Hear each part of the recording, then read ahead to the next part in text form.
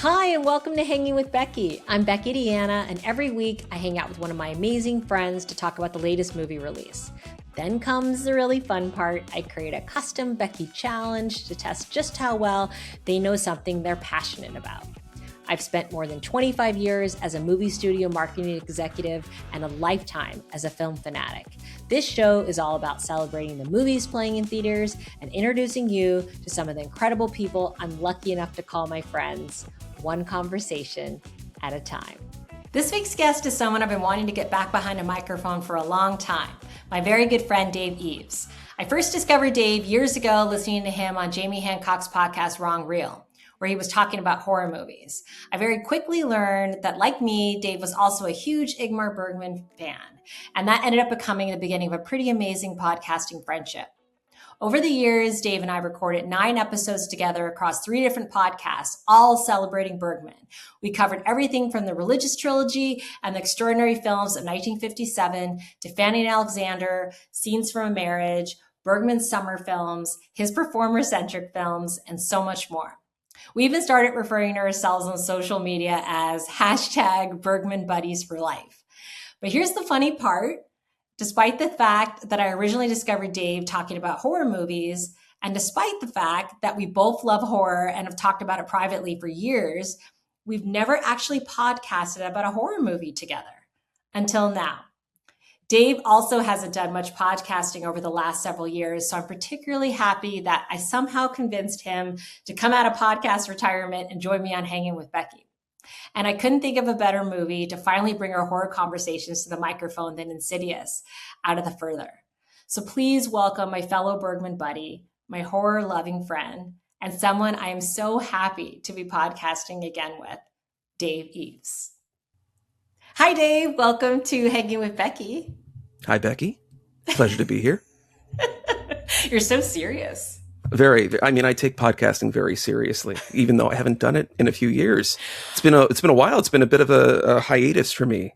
I know. I feel like I feel like I have some stake in like bringing you back into the podcasting game. The last time we podcasted together was 2000 in, I think it was 2000 or 2001 for The Passion of Anna. You sure it wasn't 2021? Sorry. No, 25 years ago, we podcasted for the last time. It was the first podcast. Oh my God, that's so funny.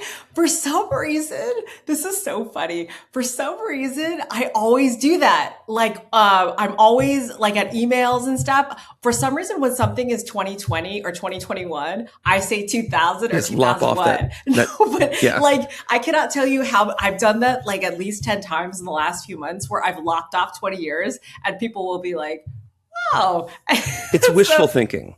It's so kind of funny. like the prologue for this Insidious film. It's like 1999. Oh, a couple years ago. Yeah. Oh, wait, no. Anyway, that's hilarious. I'm glad you caught that. Yes, sorry. The listeners would have if I Yes, exactly. No, so Dave and I, as I said in the intro, this is our 10th time podcasting together. We've done 9 Bergman episodes together, and we've never podcasted before together about a non-Bergman movie or box set. Technically we have, but we still found a way to fit Bergman in. We were on the Completionist podcast talking about the double life of Veronique. Oh my God. And we still found a way to bring Bergman into it because we talked about Persona and the connections between the two. Totally forgot about that. So is this our 11th time podcasting? Yes. Oh my gosh. Right. I forgot we did that. So yeah, we talked about, we did Kieslowski together. And Double Life of Veronique. I completely forgot that we did that together. How amazing! That might be our last time podcasting. Maybe this is but you know what? This is our first English language film. This is. Yes, non-French, non-Swedish. So we're coming to from America Bergman today. to Kieslowski to Insidious Part 6. But what's great is this is the first time we've ever talked horror on a podcast. Well, I guess we did talk Hour of the Wolf. We never did a podcast on Hour of the Wolf, but we talked more about it, I think. Talked around it. talked around it. But we both love horror films. And that's actually how I found you on Raw and Real, because of horror.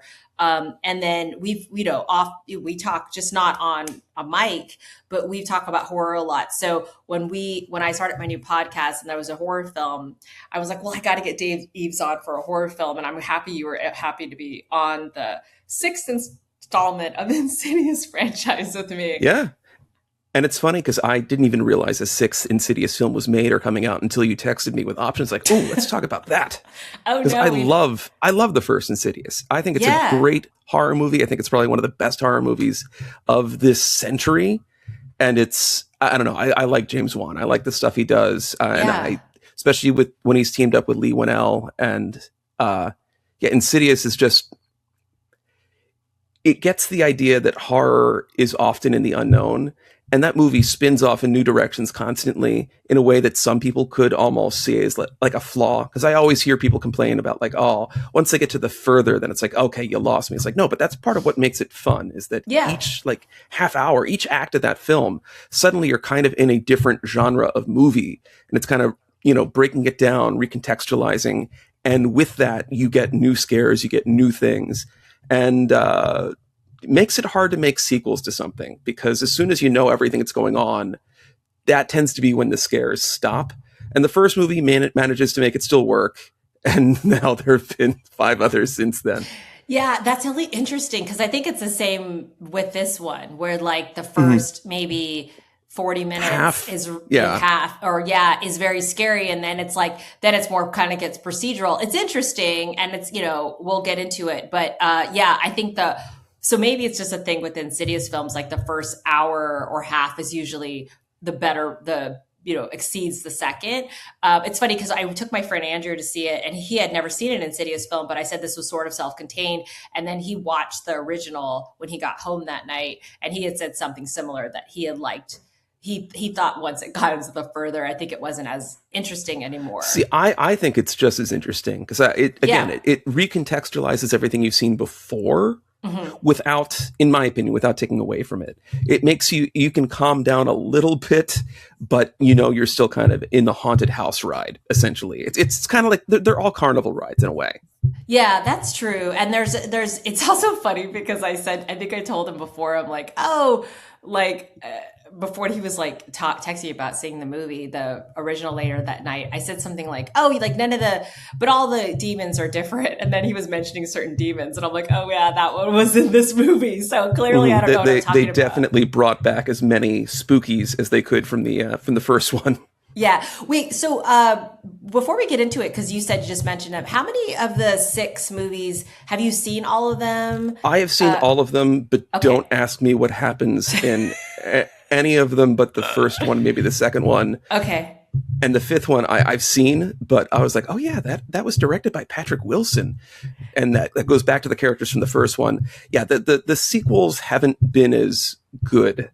But I will say I have a soft spot for Lin Shaye just being kind of like this atypical horror movie hero.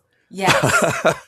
And she's in all of them. Yeah, I know. Is great. She's kind of like her own scream queen. Like, I think it's cool that she's been in 2 Nightmare on Elm Street movies. She was in Nightmare on Elm Street, the first Nightmare on Elm Street, as a teacher. And then she was in the new Nightmare, Wes Craven's New Nightmare, as a nurse. She is the brother of, I think his sister. Yeah, her brother was like the president of New Line Cinema or the founder. Oh, yes. Bob Shaye. Is that right? Bob Shaye. I think something. Right? Robert Shaye. I think that sounds right. So that's why she has like, not to call her like a Nepo baby or anything, but she's not. She holds her own. I forgot. But that's how she got like so many different like little roles in a lot of early New Line Cinema films. Yeah. So that's really funny that you mentioned about her brother because I kind of remembered that, but I completely forgot about that. That's really interesting. So these movies, it's funny because I was going through them the other day to see which all them, and I actually don't think I saw one of them. I thought I had seen all of them, but not when I went through all of them. I think I skipped The Last Key. which was the fourth one. I think because I feel like it got bad reviews or something. And it's not very good. No, I'm not sure what happened. It actually sounds great, like the synopsis of it. But for some reason, I think, and I was working at Sony when it came out, I think something happened where I may have missed the screening of it. And then I didn't ever catch up on it. But I've seen all the other ones. And actually, which is really interesting. I think the first one's probably the best one. But my second favorite one, and actually it might even be close to how much I love the first one, is the third one. Which is, I think it's called, it's Insidious Chapter 3. I guess they're all called Insidious Chapter 2, Chapter 3. Then there's The Last Key. And then there's the Red Door, and now there's Out the of Red the Further. Door. Yes. But it's funny about the Chapter 3 is, and why I think it specifically is relatable for me, is that movie took place, like it's a kind of a prequel to the Lambert haunting of the first two. And it follows a teenager whose mom has died, I think, a year earlier. And she goes to Elise Rayner, who's played by Lynn Shay, and actually asked her to, like, can you help me get in touch with my mom? Like, and, on the other side. And then what happens is she ends up bringing back like a ghost in that way. But that one I really related to, because it came out in 2015. It was about a year after my daughter was born. And the girl in the movie's name is Quinn, and my daughter's name is Quinn. And there was a few things about it. One is, like, she was just really attached to her mom, I really liked her character. And so it kind of made me think of my daughter. And on top of that, her father, who was grieving the loss of the mom, was Dermot Mulroney. And I love him. And mostly because I'm just obsessed with Best Friend's Wedding. When it came out in 1997 when I was in college, and I was obsessed. I watched it over and over and over. It's one of my favorite rom-coms ever, or really movies ever, honestly. But it might be my favorite rom-com, though. Well, after Defending Your Life, I guess. But yeah, I feel like a special attachment to Dermot Mulroney. I just love him and everything. So I loved him in it as the dad. He always elevates everything. And then I love this storyline of this girl and her mom, and then the fact that her daughter's name was Quinn. So I felt like, anyway, it specifically was really attached to Insidious Chapter 3. Yeah, I the first time I saw that one, I don't remember liking it, but I think it grew on me the second time. I probably have to see it again. It's a lot slower than the other movies. And actually, I think the reason why I liked it was more intimate, and also because I cried in it. I think I cried like maybe once or twice. So I had mentioned this in the last episode we did, End of Oak Street. But like, if a movie makes me cry, sometimes it's already like a weight in my heart. Like, if it can move me enough to tears. So, and it's also possible that I cried because the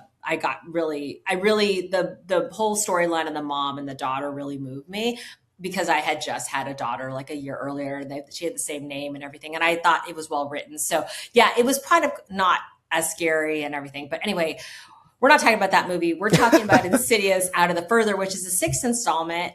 This movie, I feel like we're going to talk just a few minutes about it, and then we might get into certain scenes. But I feel like the beginning, at least, was a really cool opening. And in general, I liked this movie. I thought all the acting was great. I liked a lot of the things they did that were interesting about the story. Like the storyline and what they went with was unique.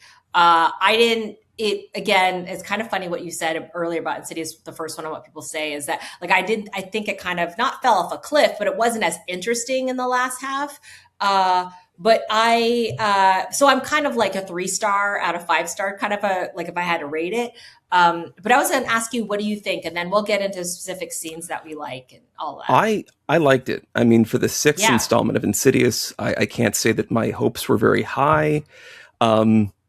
When you see the Blumhouse logo come up on the screen, you don't quite know what you're going to get, because sometimes you get like Obsession, which was a great movie, and other times you get some really bad movies. What's interesting about Blumhouse, I feel like for a long time their track record was kind of flawless. I feel like everything was great, and then in the last 5 years, I feel like now it's kind of hit and miss now. Well, I think that Jason Blum has a great formula of, I'm going to make a whole bunch of cheap horror movies, throw them all at the wall, and see what sticks.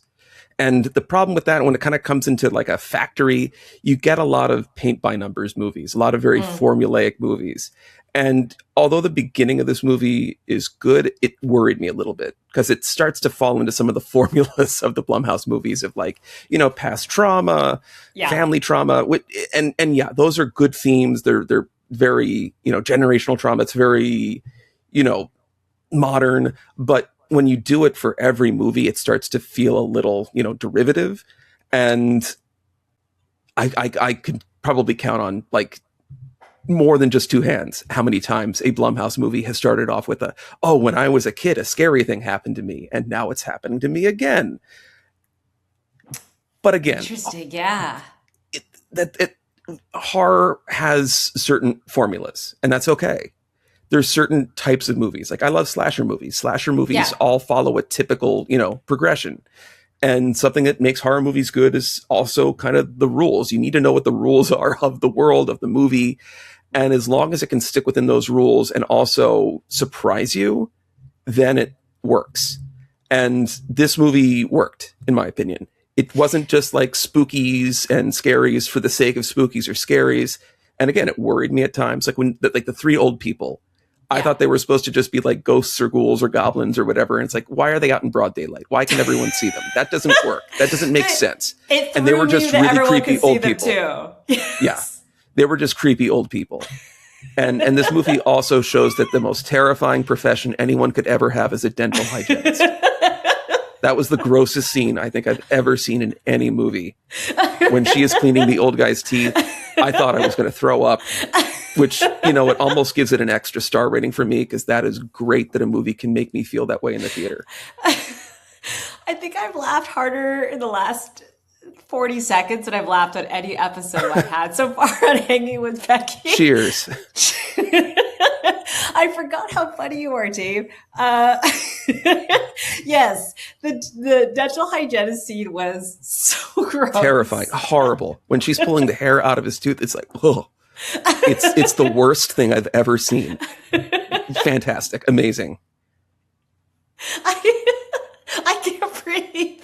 Sorry. Oh my God. It's very true. And also so funny. So we're going to just get into spoilers. We're going to because I don't know how to spoil this movie. So honestly, that's probably a public service announcement. If you have any concern about gross teeth, that's when you go to the bathroom. As soon as you see the old guy sit in that chair, buckle up. Well, it's also starts off. Okay, let's just the beginning is like really traumatic. I mean, this is a violent. Like this girl witnesses her mom literally like watches a violent suicide. Like she's watching her mom kill herself. And there's context later to what there's context later to it, but it's violent and it's also really shocking and with the blood coming through the door and then the movie starts and it's interesting. Did you like the beginning, the cold open? I think it was a cold open. I'd call it a cold open. Yeah. Cause the Insidious logo then comes on after. Yeah. Yeah. It again had me a little worried. It felt a little formulaic, but it did something interesting. It did something different. And it makes me want to go back and watch the movie again. Because I think that in that one moment where she shines the flashlight in her mom and she says, "Oh, don't shine that on me," I think you can see someone standing next to the mom. No spoilers on that, but I think you might be able to. There's at least enough negative space next to the mom that someone could have been standing there. And that's like a trope with the Insidious movies of having like a person standing someplace that you kind of can't see. Like that's something the first movie does to great effect in like the Tiny Tim tiptoe through the tulip scene where you see like the little kid in the newsboy cap just kind of standing in the foreground as the camera passes by him, not focusing on him. And this does this occasionally every so often with just kind of seeing the silhouette of a person in the background. But it's a good scene of just showing, you know, the mom is having some mental health issues. Mental health's very important, people.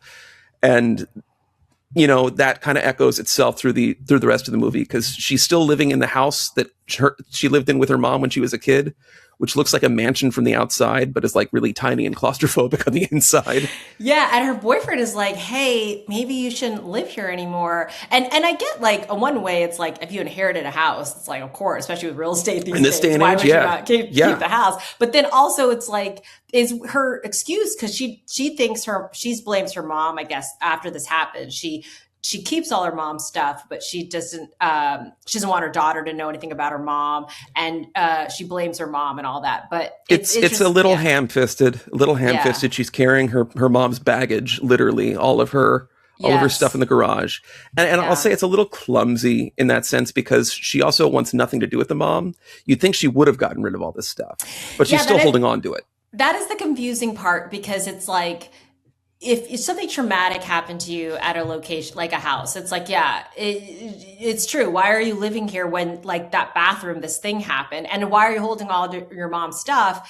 Especially if you don't, yeah, you're right. If you don't want to have anything to do with her, it doesn't really make, it's kind of doesn't make sense. It's done for the sake of the ending, which I won't spoil, but it's a little clumsy. And again, another Blumhouse trope is having a child that does not speak like a child, that talks like a grown ass adult. Yes. And I thought it was weird how she's like, I want to get rid of my toys. Like, is that, I don't know. Maybe that's something that 9-year-olds do say, but it's the way the movie gets into the garage to show all this stuff.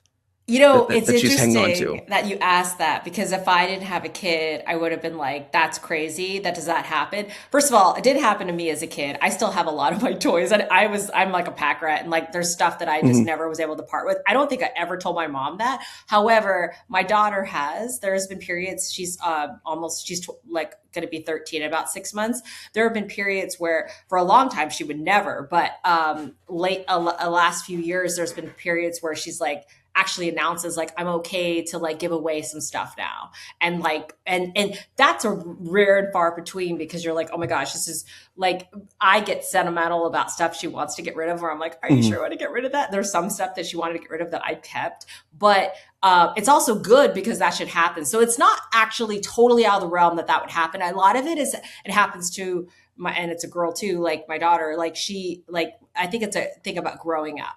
Where maybe it's possible something in school happened and she thought maybe somebody made fun of someone with a toy or something. And she said, you know what, I think it's time for me to like put some stuff away. So that's not totally crazy, but you're right. She did talk a lot like an adult.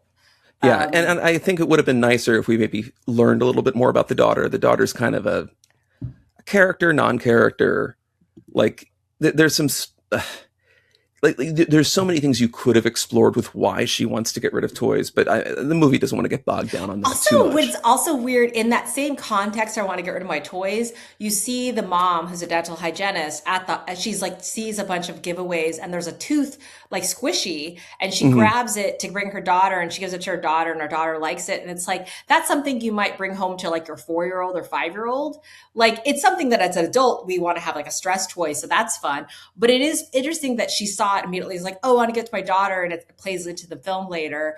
And at the same context of her daughter being like, yeah, I'm good, I want to get rid of my toys. It's like, it's funny that you're bringing her home sort of a dog. And it could work if this is the kind of character that's like, and granted, we learned that she was trying to be a better mom than her mom was. Yes. That's the context there. But it could have worked if she's like treating her daughter like she's younger. She's trying to hold on to something from, she's too afraid to move on, but she's also not talking about her mom. Like if she was just trying to look at, all the positive things that her mom did, if she's in denial about something, that would have worked, but it wouldn't have worked for the movie. So again, some clumsiness. I almost have to wonder, like, was there a draft where she was just one way and they changed it and then they kind of split the two together? But I'm not going to begrudge it too much because, again, once the movie gets going, you don't really have too much time to think about that stuff. Yeah, let's talk about the people in the daylight, the acolytes, which were described later. We're told they're describing them as the acolytes, which is these 3 elderly people who they see on the street. And in the trailer, they're very scary because you see them staring at them and whatever. That was interesting because, just like you said, it was a weird, and maybe it subverted expectations that everyone could see them, but I think it's creepier if no one can see them or only a few people could see them. I was a little alarmed that everyone could see them.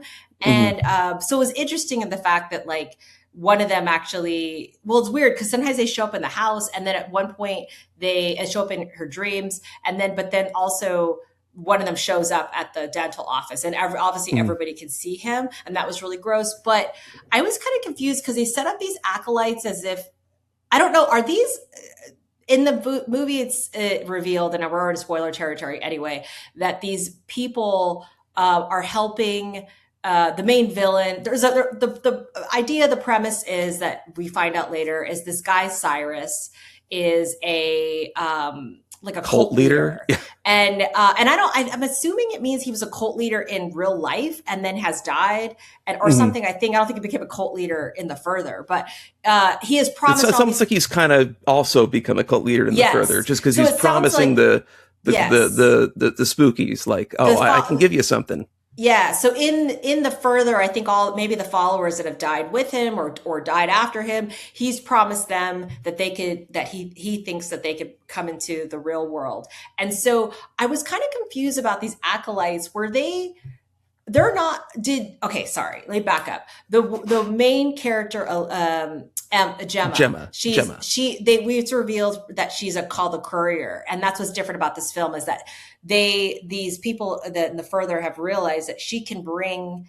And usually you go into the further where all these lost souls are, but it's revealed that she has ability to bring people from this world, that world, into this world. And she can bring things. She can bring anything, basically. It seems anything, like. Yeah, it's an expansion of the lore, which I'm cool with. Yeah, it works. It works within the rules of Insidious.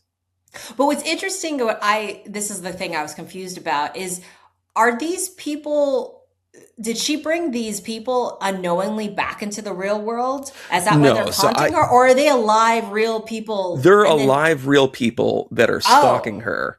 Okay, and because they are, but they can go into the further. That's because they're drugging themselves to put them into into a trance so that they can travel. Okay. And I think that's why you see them in the house sometimes. They're not really there, but they're there in the further. The rules of the further are a little wishy-washy, which even though I said horror thrives on rules, I think it also thrives on bending those rules, or at least this idea of the rules don't need to entirely make sense. It needs to just kind of almost follow that dream logic of, okay, I can see that. But you never just want like weirdness for the sake of weird, which again is something that I think Insidious does well, because in the first half of all these Insidious movies, you do have weird for the sake of weird. And then you get, once you learn the rules, you understand why all those things happen. It wasn't just for the sake of having something weird happen. Because that's always annoying to me when just something happens and it's like, okay, was that there for any thematic purpose? Was it there for anything that drove anything? No, it was just there for a cheap scare for the audience. And those three old people, they felt cheap at first until you kind of learn, okay, they fit into the context of this overarching story. Because this is probably the first movie where we have you've had human villains in previous ones, but this is the most like motivated villain with like a voice. He wants to be alive again. He's dead. He was a cult leader and he speaks. Every other, Insidious villain has basically been like a silent, evil, presence essentially. And I think that's cool. You have a dead guy that wants to be alive again, and he's kind of evil. Yeah, and he promises a lot of the people in the further that he could bring them back. So that makes a lot of sense, because that was the only part that I was really confused about, because I knew they were in the real world, but then I saw them in the further. But that makes sense now. It all kind of makes more sense to me so that's why they were passed out, so that they can allow themselves to go down there. So they were followers of his from before he died, and now they're trying to bring their cult leader back. So that makes a lot more sense. And I'm so sorry. I'm sure people that see this movie are probably like, well, duh, how'd you not get that? But that was the thing that was a little confusing about that they were in both worlds, and I knew they were in this one, and I thought, did she accidentally bring them back? And that's how. But he did need these people to help her. Like, I guess they weakened her as they they needed wear her willpower down by spooking her, by scaring her, by freaking her out. Ultimately, she got weaker and weaker, and then it's discovered too that her daughter is a courier too, and then there's also discovered that her mom was a courier and everything, the whole thing. So, which is a common theme here. Again, generational trauma, passed down abilities. It's all from the first movie too. Which again, I'm good on them for finding that connective tissue without it being too connected, aside from, Lin Shaye showing up.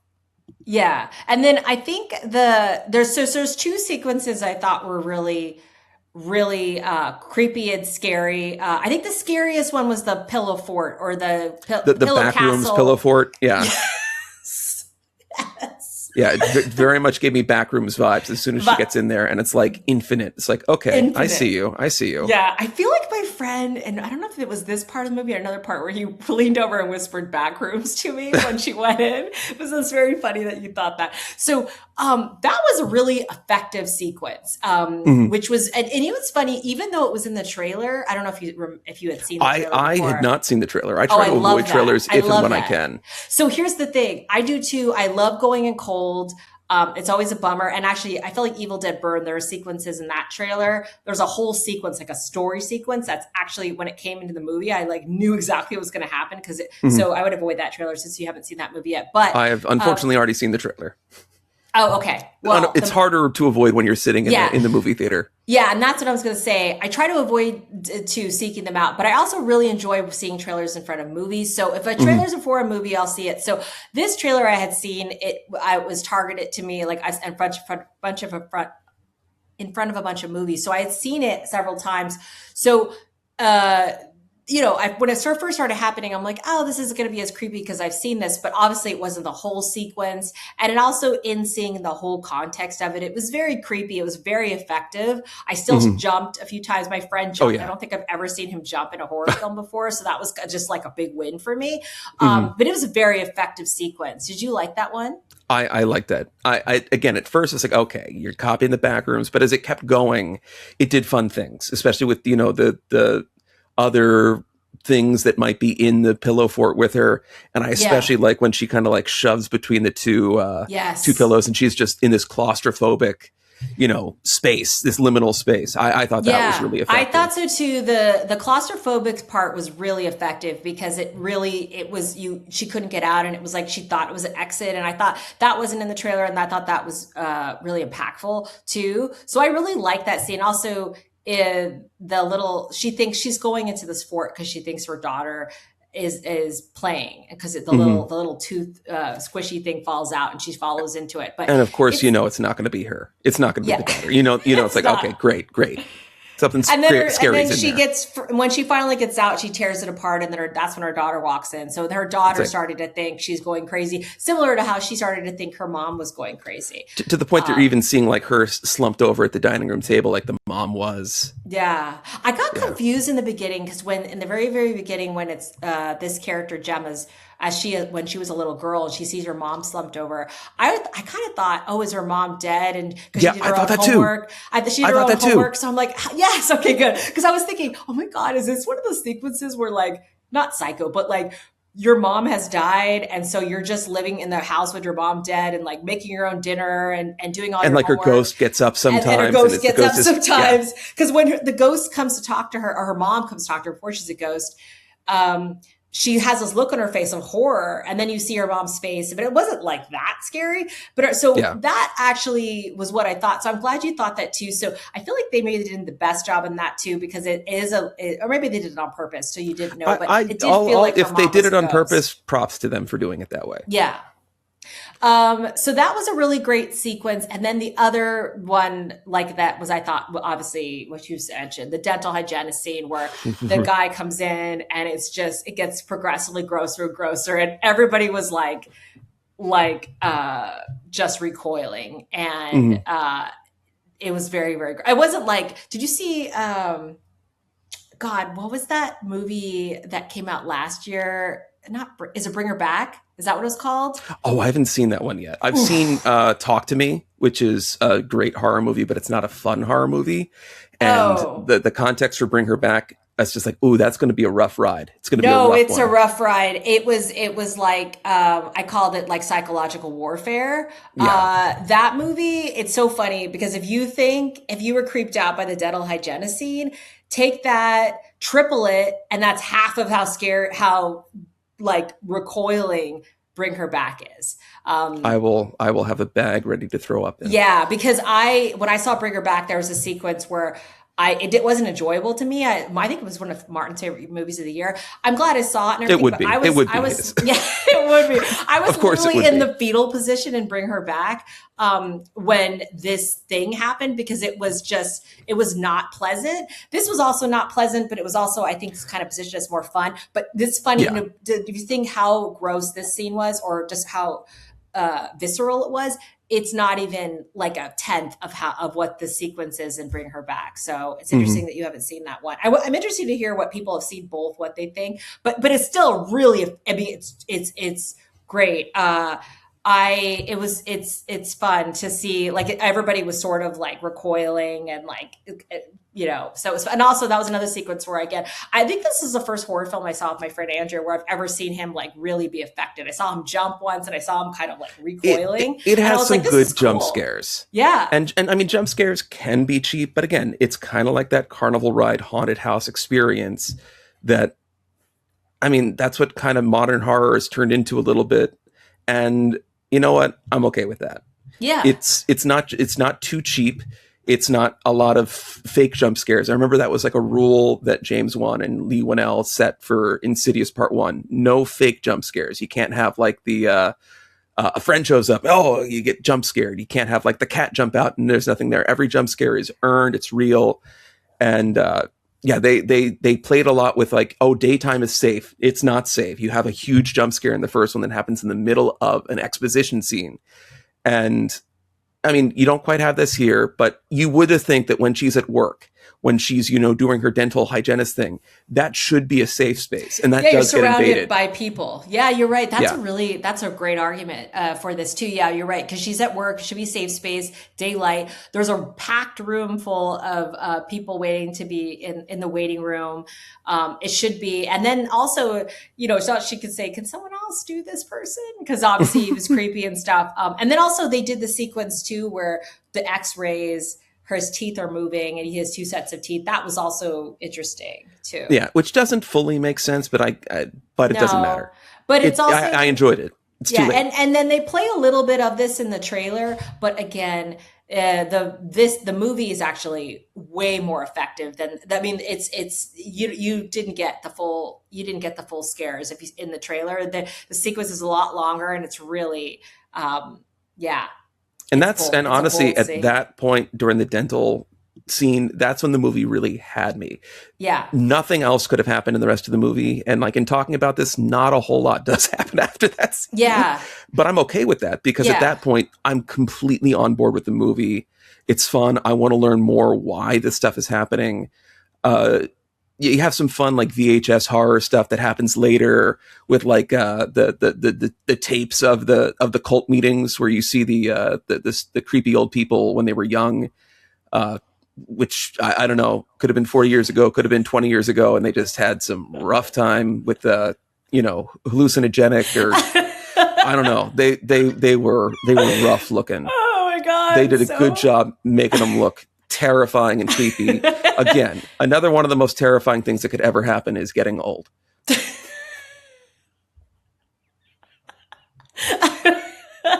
Oh my God. So funny. So the other thing, last thing I want to say is, not last thing. There's a few other just quick things. One that I thought was interesting is there's another sequence that I also found really effective when was unique was that she brings, she's the one thing is like she tells her boyfriend who's a police officer, and a lot of times they have movies where you tell your boyfriend or your wife or husband and they don't believe you, but pretty shortly after she tells him, she's sleeping in the bed with him and she brings back this guy, so he's half a guy. Spoilers, half a guy, and then so he not immediately but shortly after she tells him he knows that she's not lying. There's not a lot of time given.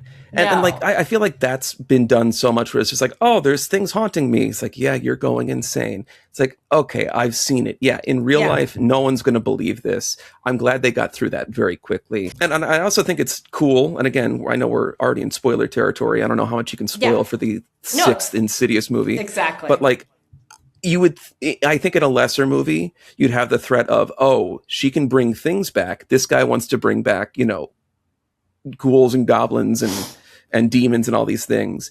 In a lesser movie, he would have been stopped before she can bring anything through.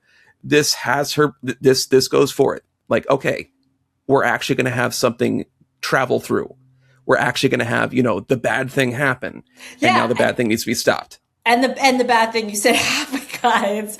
It's a really scary image, and it is scary. And then they get to it, and then also she has a vision of what it's like to bring, what it would be like if he succeeded, and the whole world is full of these, overrun demons. with spookies. It's yes, like exactly. A haunted house broke loose. Yeah, and I actually liked her boyfriend. He seemed like I felt like he wasn't. I felt like they did enough. I mean, he didn't have a lot of dialogue. They couldn't make him super three-dimensional, but I liked him. Like, he was a likable person. Yeah, it made sense that he was like, okay, I got this. And he was a police officer, so he's also protective. But I liked how they enlisted him to help her in this. And when they had the plan at the end, he was part of it. You were with him. You liked him. I liked when he met the little girl. I thought they had a nice little moment. So yeah, again, when she says honey and they both say what? That's a very cute too. So I think that they did a very good job of really the casting in general. And then every character, like there's, again, like I saw Undertone earlier this year about the horror film about the podcaster. Speaking of podcasting, yeah. Yeah, and I actually kind of hated it. I was really excited about it. Did you I kind of liked it. Okay. I mean, it was probably one of my scarier experiences in the theater. Oh, okay. But again, it's all about the unknown, and the ending can be a bit of a letdown. I enjoyed the movie enough. The reason why I brought it up is because, and again, this is subjective, but the main character, the female character, I didn't think she was very good. And I just thought, I try not to actually get on actors and actors, but like, I was just out of the movie about 10 minutes in because I just thought she was awful. And I couldn't get past her acting. And so if they had cast somebody else or she was different, I think I would have been on board. But once I couldn't connect with her and get past her, she just didn't work for me. The rest of the movie, I just was like waiting for it to end. And like, there were creepy things and stuff. But the reason why I brought that up was because this movie, every single casting choice, from the mom to the daughter to the boyfriend. Obviously, Lynn Shay's fantastic. She's always fantastic. But even the medium that she works through, the grapefruit tattoo artist. Yes, exactly. Yeah, that was interesting too. Is again something I've never really seen is tattooing on grapefruits and stuff. That was interesting. I mean, it's weird, but it was not something I haven't seen before. you have the character Specs, played by Lee Winnell in the first 4 movies, whatever. He's like the interpreter. He just draws things, and her medium is through tattooing, and she can't just tattoo on like other people. Although I think that would have been funny if it's just like, okay, I'm going to just tattoo that would take some exposition on you that's not related to you at all. Can you just sit here? No, she's doing it on grapefruits, which is fun. But also that was interesting technique too, but it was also so convoluted. Like they have to so much exposition at the end where this girl is trying to explain, okay, this is a plan. We're going to do this, and you're going to help. This is what you're thinking. And she does it with oranges. I think, or the grapefruits. I think it was effective in a way of like, oh, this is a unique way to say it all, but it was so much. And I guess it's better than her just telling them, but I still was confused on like this and this and this. Did you follow it all? I could follow it because know that it's not going to go to plan. And I'm glad it didn't go to plan. Because if it goes exactly to plan, it's like, okay, what's the point? Everything needs to go wrong. And it did, because there was, things that they didn't anticipate happening, which is exactly what you want. I mean, if this was not Insidious Part 6, if this was like a, art house movie, you cut out all the exposition and just go based on vibes, you have a different movie. I don't know if it would work. Yeah. But this is not that. You expect having those exposition scenes to explain, because the producers are saying, some guy's not going to understand what's going on. You need to have a grapefruit lady to explain it all. Yeah, and I think it was a good device to do it that way, because it's unique, a way of like, we got to do this whole exposition dump and explain this plan. So it was done well. It's just, I think it's also on me, because oftentimes I watch, like when I watch Survivor or I watch Big Brother, or like any competition challenges, and they say, okay, here are the rules, and they explain it all. And then they say to the the contestants, do you got it? And they always say yes. And I'm thinking, how much time do they actually go through with all the contestants get it? But I remember whenever they do that, I'm thinking, no, I don't get it. What do I do? And I feel like when I watch those movies, Survivor and Big Brother, I'm always so confused by like, wait, what's the rules? And I'm like, I guess I'll just figure it out as they go. It's like when someone tries to explain the rules for a complicated card game and your brain just goes into the further. Yeah. So I don't know if I'm just not the best auditory. I'm more of a visual learner, and that's it. I'm tactile. I learn by doing. Yes. So me too. Like with those board games and there's 1,000 rules, you're like, a lot of the times you're just like, you know what, let's just play this and then we'll figure it out as we go. I'd be the guy just like, don't bother explaining with grapefruits. I'll figure it out when I'm in the further. Yeah, so that's why I think maybe it was you could understand it, but I was like, wait, what? But again, I just went with it. But I guess that's really it. I mean, there's I guess we really spoiled this whole movie, and I just really didn't need to. But I think it's a good entry in the franchise. I think they've all. I can't really speak to Last Key because I've never seen that one, but this is this breathes franchise. Some new life into it. This shows that this has kind of legs. You can kind of do things with it. This expands it without compromising it. I'm curious to see if that I'm sure they're going to make more, because I'm sure this costs like $2 million or $5 million or $10 million. I don't know. I'm sure it's going to make money because Blumhouse movies almost always make money. I think I read that it costs $3 million. Yeah, it looks. Jason Blum is very good at making decent quality movies at a low price point where they're almost guaranteed to make money. So they're going to make more of these. Yes, and also we typically record on the Saturday after the film releases, so the numbers aren't usually out until Sunday, and then the final numbers are out on Monday. So from what I read, because it's Saturday morning, really early, I made Dave. It's not early for me. It's extra early for you. It's early for me because you're on the East Coast, but we started at 8 a.m., so it's really early. But it looks like the movie is projected. It made to make 23 million this weekend. The final numbers aren't out yet. They'll be out tomorrow. That's a huge profit margin. It's a huge profit margin. And it's the 5th time that the franchise has opened to more than 20 million, except for the first film. Because the first film, I think, started with 13.2 million because obviously it was the first one and not all the people. Now the sequels are making more. So that's great. If every movie is opening to more than 20 and this made 23, there's definitely going to be another one. And again, it's not a tired one. It's kind of like the Conjuring universe. There was for a while, every single film in the Conjuring universe I loved. And then there started to be like ones that I started to hate. So there made so many that there was like 2 or 3 that I was like, nope. But I would say 90% of them I think were amazing. So. And people went to see them. I did not like the first standalone Annabelle movie. I liked the first Conjuring, and I especially like the second Conjuring. Again, James Wan that did Insidious. Yeah, and I hated the first Nun movie, but I think I like Annabelle too, though. But what? Yeah, is that the one that's like in the like orphanage or like the boarding house? That one's okay. So. Yeah. So there was a few of them I like hated, but then but most of the other offshoots I did like, but these aren't in the Conjuring universe. But they're so adjacent. It's almost easy to be like, oh, I wonder if these characters are going to show up. But these are set for the most part in the present, where those are all like period pieces. Yeah. Well, so is there anything else that you want to get to that you like? Want a final thoughts on this film before we? I think we touched on pretty much everything. I'm excited for this to be the first and probably only podcast where people talk about Insidious and Ingmar Bergman.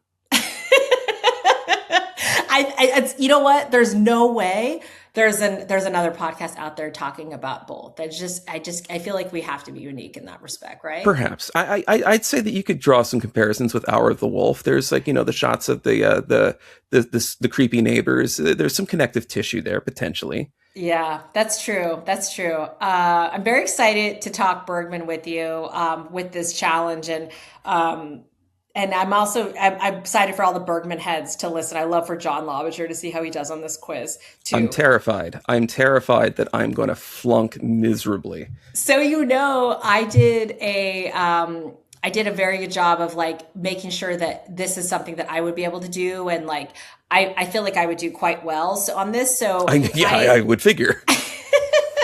No, but I mean, there were certain things I didn't want to make it too hard for you. Okay. But we'll get to it in a second. So great. So, yeah, we liked this film. It was like we said, it was a fun film in the franchise. It was well done. It's not like 5-star film or like one of the best ones, but it's one of the better It's not entries. groundbreaking, but it's a fun time at the movies. It's worth seeing. If you like horror movies, this is a fun movie to see. Yes. All right, cool. So we're going to get to the Becky challenge right after this.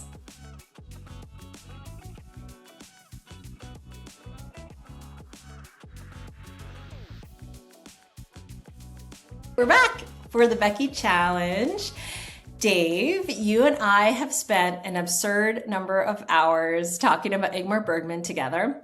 We covered the religious trilogy, Seventh Seal, Wild Strawberries, Fanny and Alexander, Scenes from a Marriage, his summer films, his movies centered on performers, his music films, and somehow after 9 Bergman podcast episodes together, we're still #Bergman buddies for life, which you coined.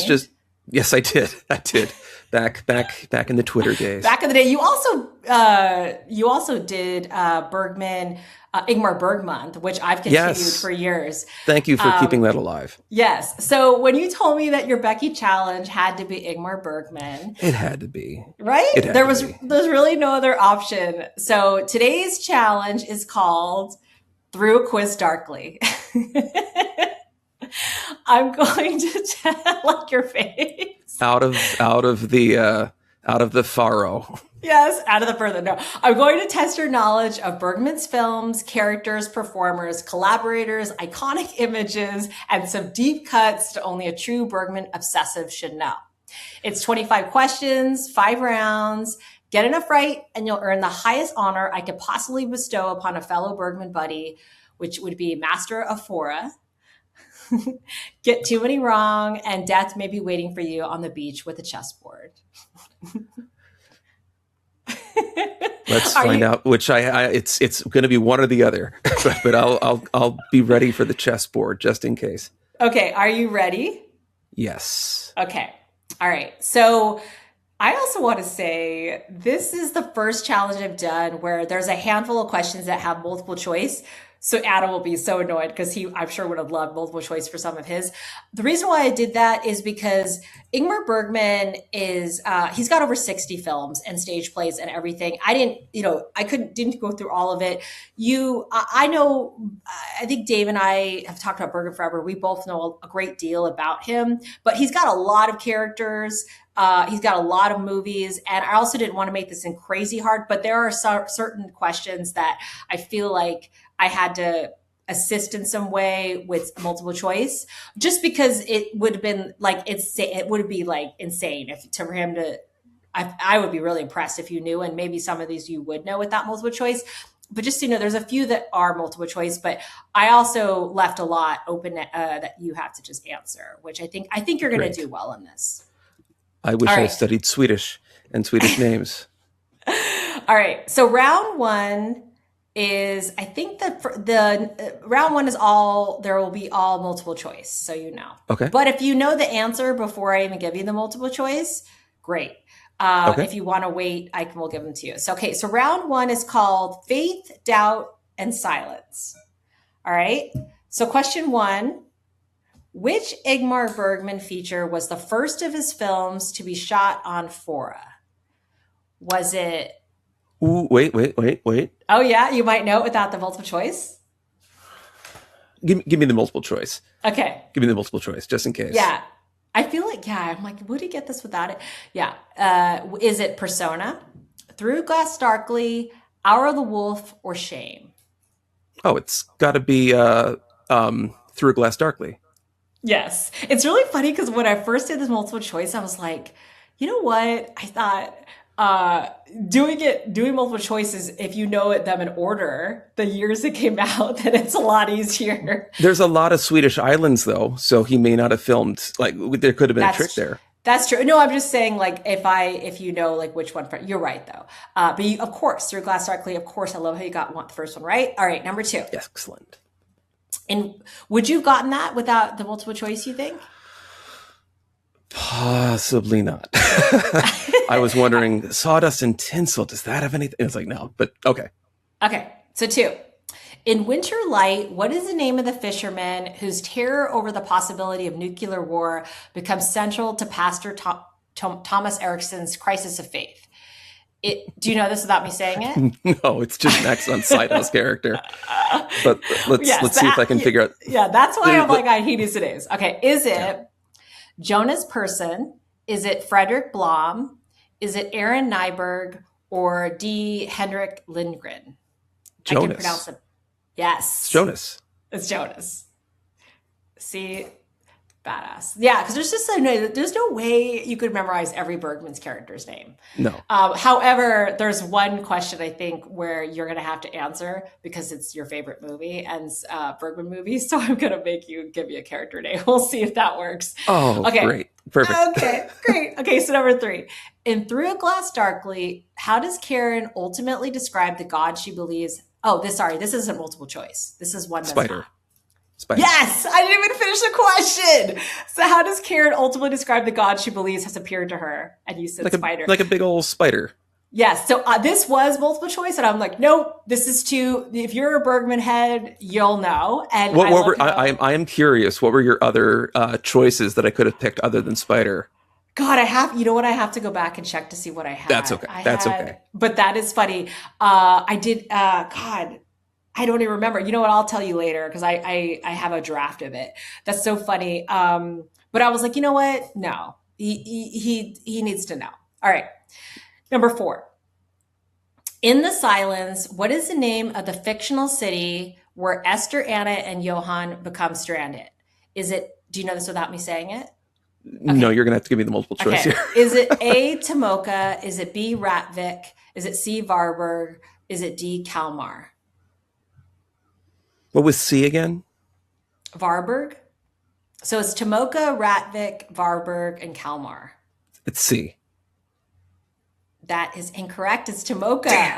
Damn. So funny. I know this one because this is one of my Bergman trivia. Like I do for Ingmar Bergman. I have this as one of mine. So I'm like, so just I'm not giving any questions that I wouldn't have like been able to do. But yeah, that was a hard one. All right. Yeah. Because it's all like it's a fictional country, it's a fictional town. It's a fictional bunch town, of fun yes. Fictional things. Yeah. Yeah, the newspaper, it's all a fictional language.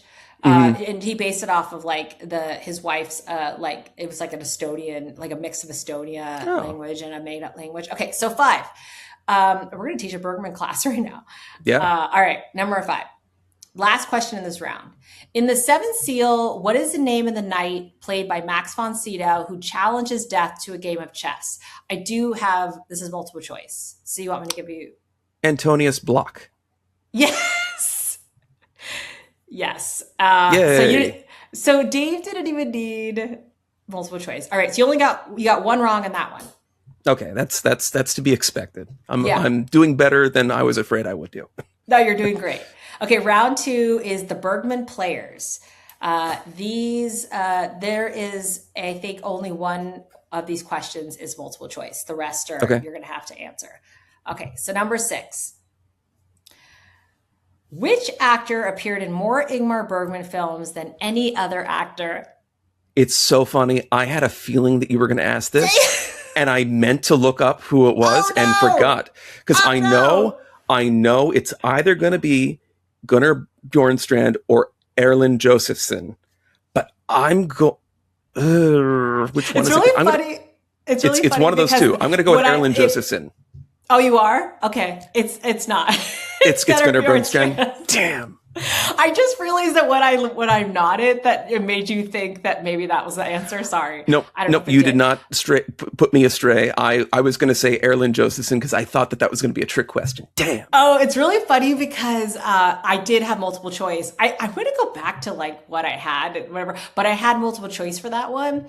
But and one of them was Erland Josephson. So, but I was like, oh, I'm just going to see. But I love that you had thought ahead. I knew that you were going to ask that, but didn't think to look it up.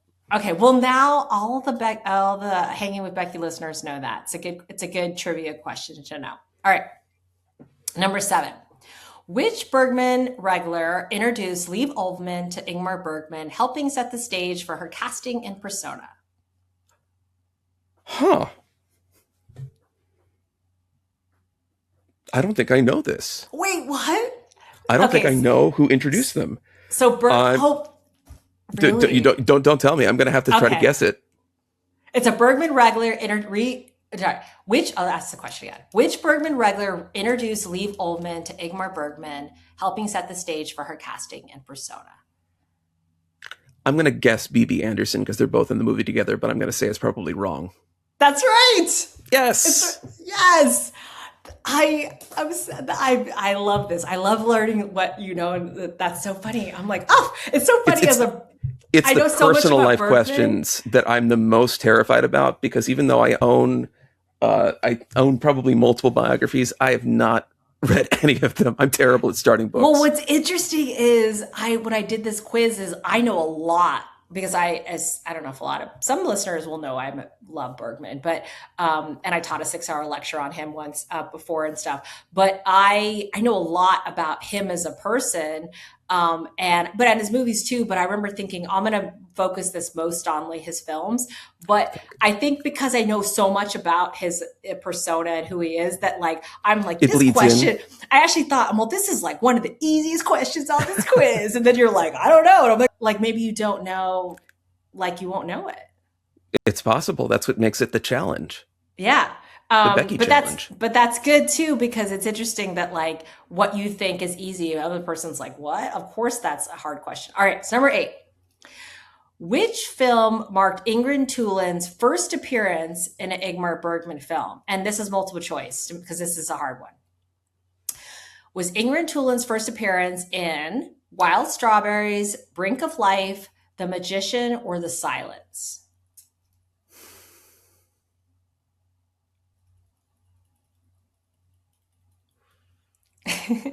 So thinking here. Yeah. I can repeat them again if you want to. Is it, can you repeat them just one more time? Yeah. It's A is Wild Strawberries, B, Brink of Life, C, The Magician, D, The Silence. I'm trying to remember if Brink of Life is before Wild Strawberries or not. I'm going to say Wild Strawberries. That is correct. All and right. actually, I think if, when I was going through these, I actually I thought Brink of Life, and I double checked, and it was Wild Strawberries. So you got this question right, and I actually got this question wrong when I first was going through it. So because I did the same thing, I'm like, which one was before? And I got all confused. So you beat me on this question. All right, excellent, amazing. All right, so now question 9. In Cries and Whispers, which actress plays Agnes, the dying sister at the center of the film? Oh, Harriet Anderson. Yes. This was a given for Dave because this is Dave's favorite Ingmar Bergman film. And I'm like, I have to have a question in here for... I waffle between that and Persona. If you said what was the character's name that Harriet Anderson played, I'd be like, So then it'd be challenging. So there's another Cries and Whispers where I'm asking what the character name is. So we'll see. Perfect. All right, number 10. Which cinematographer became Bergman's most famous visual collaborator, shooting films including Persona and Cries and Whispers? Sven Nykvist. I can always pronounce his name. Nykvist. It's Nykvist. Nykvist. Okay. Yeah. Does pronunciation count? No, it doesn't. And also, Perfect. I'm sure somebody out there who's Swedish is like, Becky, it's not Nykvist. It's this. But that's how I pronounce it. So, okay. So you've gotten that one wrong in each round. So you've gotten 2 wrong total. So that's great. You're doing really good. All right, round 3. This is scenes from a filmography. Okay. Okay, and I think from here on out, I don't believe there's any multiple choices anymore. So no lifelines left. Yes, no lifelines left. Okay, but I could be wrong. Let me just go through it to make sure. I'm sorry. You can always surprise me with one. You know what? The last round has multiple choice. All right, so scene 3. So scenes from filmography. I'll give you a brief description of an Ingmar Bergman film, and you're going to name the movie. All right? Okay. All right. A concert pianist reunites with her neglected daughter, only for years of resentment to erupt during their visit together. Autumn Sonata. Yes. All right. Number 12. Andreas Winkelmann, a loner living on an isolated island, becomes entangled with Anna, Eva, and Ellis as mysterious acts of violence against animals occur around them. Passion of Anna. Yes. 13. You're killing this round. Circus owner Albert and his bareback rider girlfriend Anne visit a provincial town where jealousy, sexual betrayal, and humiliation threaten their relationship. Sawdust and Tinsel. I was like, oh no, did I just jinx him by saying you're killing this? All right, amazing. 2 more.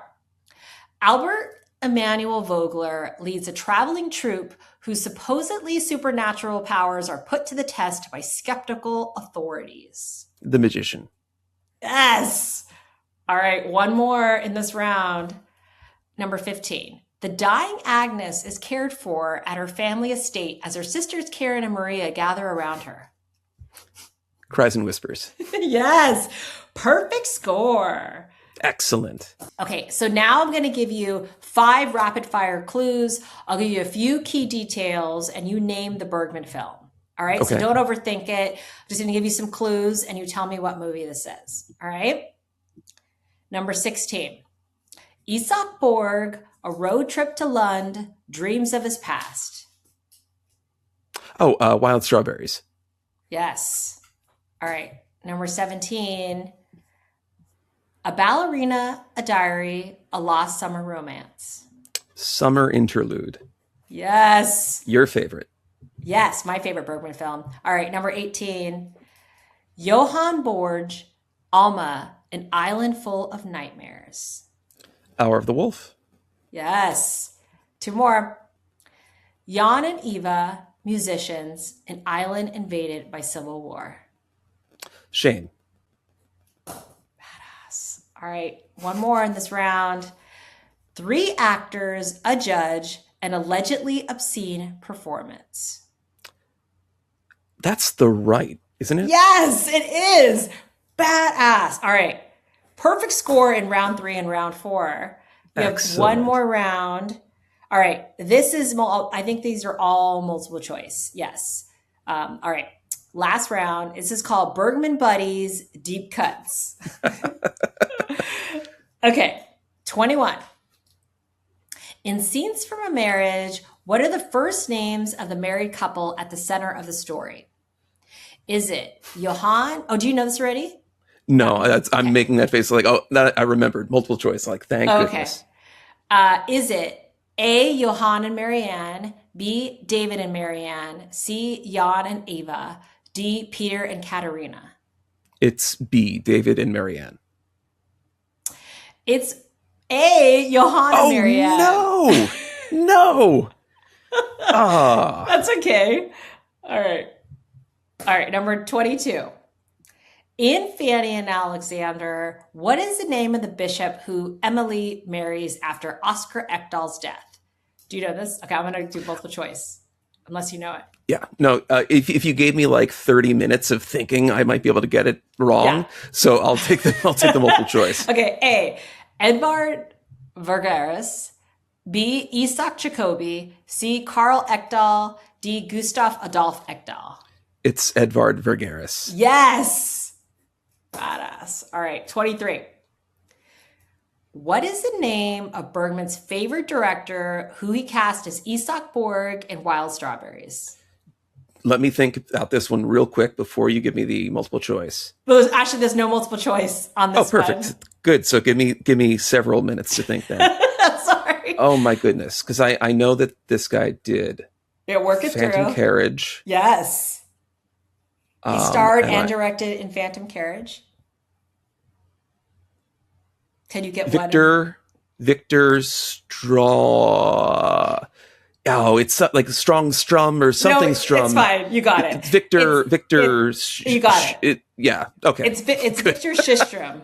Shistrom. Okay. Yeah, but it's pronounced Jostrom. So it's Yeah, because what you just said. When he came to America, he directed a few movies in America in the silent era, and they renamed him Sea Storm because his last name was so unpronounceable. Yeah, and if you just look at it, if you don't know it, it looks like Showstrom, but it's Shistrom. Isn't there like a J in there somewhere? But again, there's could be people that are like, Becky, you got that. I'm Swedish and you said that wrong. But yes, that and is there's other correct. people that's going to say, I own that piece of IKEA furniture. All right, 2 more questions. In Cries and Whispers, which sister is associated with the film's shocking act of self-mutilation? And I need the character's name. It's Ingrid Thullin's character. Wait, yeah. Oh my goodness. See, I gave this is the hard one because I'm like, I feel like I gave you This a is hard the prize hard of one. Whispers. And you said the three sisters' names earlier. I did. You did. Oh, great. Great. Well, I know it's not Agnes. Yeah, it's not Agnes. I know it's not. Ah.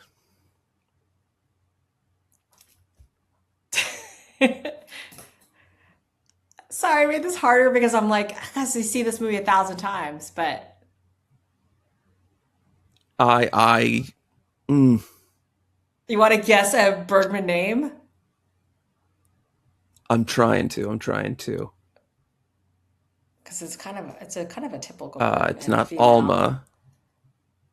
It's not Alma. We know Mary Ann's a typical female name. We know Elizabeth is a typical female name. I'm going to go with...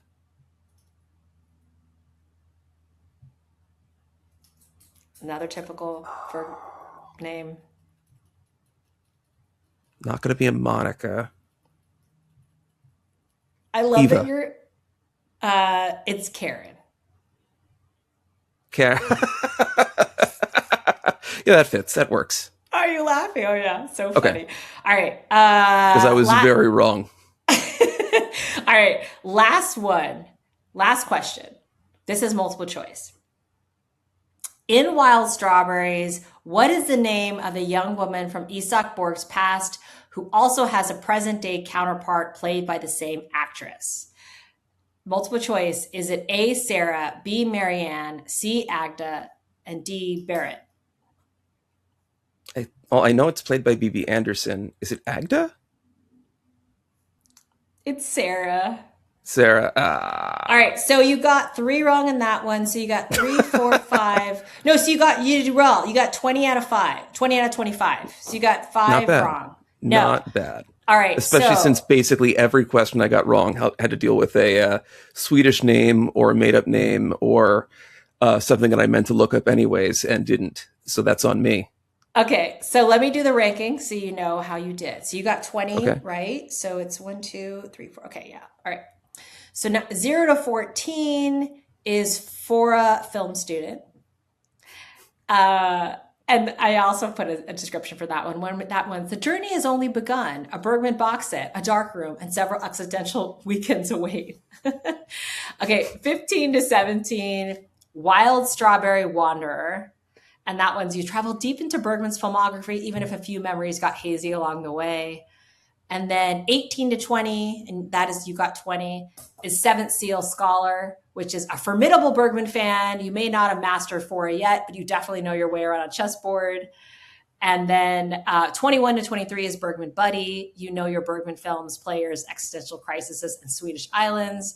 And 24 to 25 is Master of Fora. You have reached Bergman enlightenment. Death may challenge you to chess, but he should probably be worried. So you did really well. You got Seven Seal Scholar, which is really good. Yeah. Didn't quite make Bergman Buddy, but that's okay. Oh, I'm sorry. There's room to grow. You missed it by one. Missed it by 1 point. But no, that's great. And actually, how do you feel about how hard that was? I guess in retrospect, it was. I did. I appreciate that there was some challenge to it. Yeah, if there was no multiple choice, I think there would have been some pretty impossible questions. Yeah, because with some, as soon as you said them, it's like, okay, it's that. Then there's other times where as soon as you said it, it's like, oh, it's that, and I was wrong. So yeah, that's true. And I think it'll help too, because a lot of people aren't like you and I know Bergman so well that a lot of people aren't as all in on him and know it because he has so many movies that I think a lot of people listening may need the multiple choice to help them, even if it's a guess for them. Well, I hope that others fared better than I. No, you did great. I doubt anyone's going to do better than you. So thanks for doing that, their first challenge. And thanks for coming on our show, because this is the first, when I created the show, this was my goal, was to have, my favorite people ever on the show each week to talk and have fun. And so I'm so excited that, you were able to come on and that I kind of got you out of like podcast retirement in a way. Yeah, I'm available pretty much whenever. So I'm glad to be in the hanging with Becky. Well, you're going to be in the canon, in the roster. And now that you told me that, you will definitely be a recurring guest, because an excuse to podcast with you, or really hang out with you, is the beauty of this podcast, is hanging out with my friends and introducing my audience. A lot of our audience knows you already, but hasn't heard from you in a while. But some people will be new to them. But I love to introduce my audience to my amazing friends. So where can folks find you? These days, I'm on Blue Sky. I don't check it too often. Blue Sky never took off the way I wanted it to. I'm not on Twitter anymore, unfortunately. I have a letterbox. I haven't been updating it in a long time. Oh, you haven't? Oh, I didn't know that. I haven't. No, I've got it's like once you fall out of the habit, and it's just like it becomes overwhelming to start locking everything again. It's something I mean to do at some point, because I do love Letterboxd. But Blue Sky is pretty reliable. So yeah, if is it Cinema versus Dave? Is that what it is? Yes, it is Cinema versus Dave. I realized I probably should have said that instead of just like just shout out on Blue Sky and I'll find you somehow. No, Cinema vs Dave on Blue Sky. So yeah, if anyone out there is needing someone to make an Insidious Part 7, I'll be available. Yes. No. And Dave was. I mean, when you were on Twitter, you were the most amazing follow. Like he had so many followers, just because he would every morning he would do a good morning tweet, and it would be some like amazing image.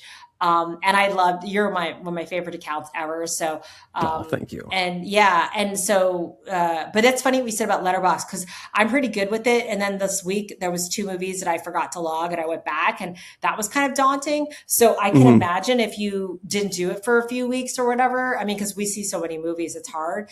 I haven't done it for a few years, so it can be very overwhelming. Yes. But I actually felt guilty if I'd spend like a day, and I'm like, oh my God, I forgot to log. But great. So you can find me. Well, you can. I never really tell you how to find me, but you can find me because you've already found her. You're listening to her. Exactly. No, the show is Hanging with Becky on Instagram and Blue Sky, Hang with Becky on Letterboxd and Twitter. You can find me at Hollywood Minotaur on most platforms. The Becky Deanna, you can find me on Instagram. So, but it's Hollywood Minotaur on the rest, if you want to find me. Mostly I try to push the Hanging with Becky accounts. But that's it. And we are back next week with Dog Stars with John Arminio. It'll be John Arminio's first appearance on Hanging with Becky. So I'm very excited to get him on to talk about that Ridley Scott movie. Excited to see it. And thanks so much for tuning in, and thanks Dave for coming on. Thank you for having me. Thank you for people listening to my ramblings. Oh my gosh. And again, Dave I've never laughed harder on any of my Hanging with Becky episodes except for the beginning of this episode. I think I laughed the hardest. All right. Well, until next week, see you at the movies.